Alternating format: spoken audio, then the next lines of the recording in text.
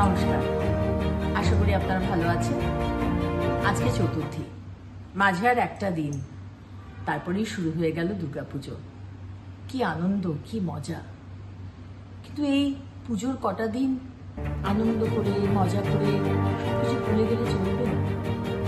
সারাটা বছর আমরা যে কষ্টের মধ্যে দিয়ে যাই, আজকে মহিলাদের কোনো সুরক্ষা নেই, কোনো সম্মান নেই।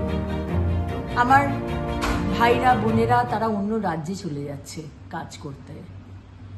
এখানে এক পশলা বৃষ্টি হলে, এক পশলা বলবো না, অনেকটাই হয়েছিল, কিন্তু সেই বৃষ্টিকে আটকানোর বা জল যাতে না জমে তার কোনো ইনফ্রাস্ট্রাকচার ডেভেলপ হয়নি এই 4.5 বছর।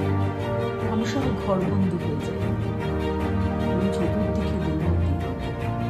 আমাদের পশ্চিমবঙ্গ, যে সুজলা সুফলা পশ্চিমবঙ্গের কথা আমরা বলি, যে সোনার বাংলার কথা বলি, সেই সোনার বাংলা কি আজকে আছে?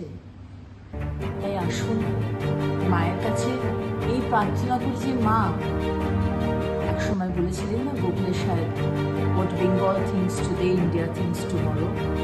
আমরা আবার যেন সেই জায়গায় ফিরে যেতে পারি, এবং সেটা ফিরে যাব একমাত্র পরের বছর ইলেকশনে, যখন সরকার বদল হবে, যখন মাননীয় প্রধানমন্ত্রী নরেন্দ্র মোদীজির ভারতীয় জনতা পার্টির সরকার, আমার আপনার সরকার, যখন পশ্চিমবঙ্গে প্রতিষ্ঠিত হবে।